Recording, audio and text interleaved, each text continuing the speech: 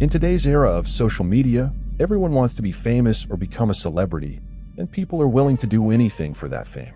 But who will achieve this fame and who won't is decided by the unique styles of these celebrities, their personalities, and their fans. Even in the 1930s in America, many fans were crazy about celebrities, but during that time, those celebrities were not just anyone, they were the famous criminals of that era. In our last video, we have seen an example of Colton Harris's life story, showing how a young boy enters the world of crime and gains thousands of fans. But in today's video, the person we're discussing might have surpassed even Colton Harris in the world of crime, someone who the FBI included in their list of public enemy number one. This is the same list that included names like Al Capone, Babyface Nelson, and even Osama bin Laden. When John Dillinger died, people clung to his body. His fans became so obsessed that some even stained their hands with his blood. Some fans began staining their shirts with his blood, and others wanted to keep his blood as a token of remembrance. Let's start from the beginning.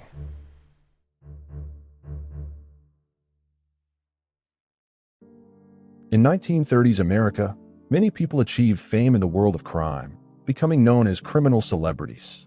One of these was John Dillinger. During the 1930s, John Dillinger pioneered methods of bank robbery that were unthinkable at the time. Whether it was stealing weapons from a police station at gunpoint or hiring a plastic surgeon to change his identity, Dillinger executed every task with precision. John Dillinger was born in 1903 in Indianapolis. After his mother's death, his father sent him to live with his older sister and remarried. John faced difficulties from early childhood, eventually dropping out of school. After leaving school, he worked various odd jobs for a while, but struggled to make ends meet. During this time, John joined the Navy, but the strict discipline and rules led to his dismissal after less than 6 months. After leaving the Navy, John's life took a different turn.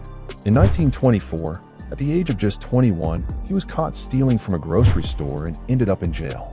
It was during his time in jail that John began making connections with other criminals, laying the groundwork for his future heists. 9 years later, in 1933, John Dillinger was released on parole from jail, after which he made a name for himself through ingenious bank robberies. During his bank heists, John devised a plan to help his fellow inmates escape from jail, which included smuggling weapons inside. While engaged in these bank robberies, John was once again arrested by the police. They found some cache and underground maps that detailed the interior layouts of the jails.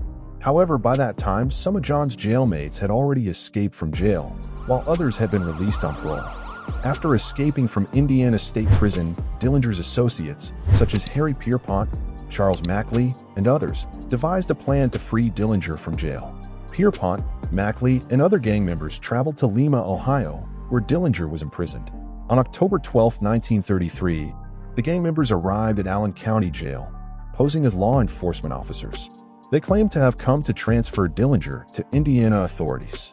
They showed forged transfer papers to Sheriff Jess Sarber. When Sheriff Sarber asked for further identification, the gang members pulled out their guns.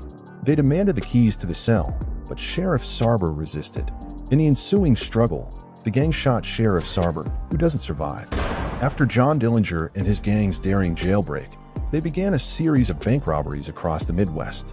Some of the famous banks they targeted included Central National Bank, Greencastle, American Bank and Trust Company, Massillon Bank, First National Bank, Mason City, First National Bank, East Chicago, First National Bank, Sioux Falls, Central National Bank, South Bend. These are just a few of the banks that the Dillinger gang looted during their criminal spree. Their actions made headlines nationwide and made John Dillinger one of the most notorious criminals in America during the Great Depression era. Dillinger's gang conducted thorough reconnaissance of their target banks. They analyzed the bank's layout, security measures, and the routines of its employees. They often gathered insider information from bank employees or local contacts to understand the bank's operations and weaknesses. The gang's objective was to complete the robbery quickly to minimize confrontation with law enforcement. They were known for their swift and coordinated movements. Armed with heavy weapons like Thompson submachine guns, they would intimidate bank staff and customers. Sometimes, they would take bank employees or customers hostage and use them as human shields during their escape. The gang would enter and exit banks through various entrances, sometimes using back doors or side entrances to avoid attracting attention. They always carefully planned their escape routes and used fast cars for getaways. Often, They would switch vehicles during escapes to evade pursuers. According to reports, Dillinger even wrote a letter to Henry Ford, the owner of Ford Motor Company. In the letter, Dillinger praised the performance of the Ford V8, highlighting its power and reliability, which proved highly beneficial during their getaways. While there is debate about the authenticity of this letter, it remains a famous anecdote illustrating Dillinger's use of cars in his criminal activities. FBI made capturing Dillinger their top priority due to his increasing crimes and public notoriety. They used stakeouts, informants, and intense surveillance to track the gang's movements. In April 1934, FBI raided the Little Bohemia Lodge upon discovering that Dillinger and his gang were there, but the raid failed and Dillinger, along with some gang members, escaped. During this raid, FBI agents accidentally killed an innocent bystander, which alerted Dillinger and his gang with the gunfire, giving them a chance to escape. During the search operations, FBI also arrested John Dillinger's girlfriend. John, who was already struggling with difficulties, was devastated upon hearing about his girlfriend's arrest because he deeply loved her.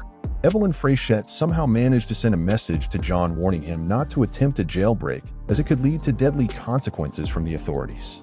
Some reports and documents suggest that John Dillinger considered or investigated the possibility of plastic surgery to alter his appearance and evade capture. Throughout his criminal career, Dillinger was well aware of the demands of the law and the surveillance placed on him. Therefore, he thought of using different methods to change his facial features and make it difficult for authorities to identify him. John Dillinger and his gang were known for using various tactics to deceive law enforcement and evade capture. At times, they would spread false information about their whereabouts and plans to confuse authorities and avoid arrest. This strategy was part of their daring actions during the 1930s when they were actively involved in criminal activities. Their methods included spreading rumors, changing their whereabouts frequently, and using different aliases to avoid detection. Dillinger and his associates believed that deception was crucial for their survival, especially during times when law enforcement agencies were intensifying their investigations into their various crimes. Between these events, Dillinger formed a friendship with a woman named Polly Hamilton, who worked part-time as a prostitute. One day, he went to meet her at the Biograph Theater, where the theater owner, Anna Sage, recognized him. However, she remained silent and did not reveal anything. On July 22, 1934, the police received a call. Anna Sage informed them that she knew John Dillinger's location. Initially skeptical due to previous false leads, the police verified this information through one of Anna Sage's associates, confirming its accuracy. Before providing this tip, Anna Sage faced the imminent prospect of deportation to her native Romania. She offered this information to the FBI in exchange for a possible reprieve from deportation. Following this, Agent Melvin Purvis and his team then rush outside the theater to capture John Dillinger. It was time to capture public enemy number one, and the FBI was not willing to take any risks. As soon as the movie ended and Dillinger emerged outside with his friends Polly Hamilton and Anna Sage, the FBI took their positions after confirmation. Dillinger sensed the danger, but it was too late. As he reached for his gun, shots rang out from all directions, ending his life, and thus ended the tale of public enemy number one. When the news spread, crowds gathered. People were staining their shirts with his blood, and some even clung to his lifeless body. Such was the admiration for Dillinger that people wanted to keep even the last drop of his blood as a memento. Before his burial on July 25, 1934, thousands came to see his body one last time on public display. And with that, the menacing figure of public enemy number one in the world of crime came to an end.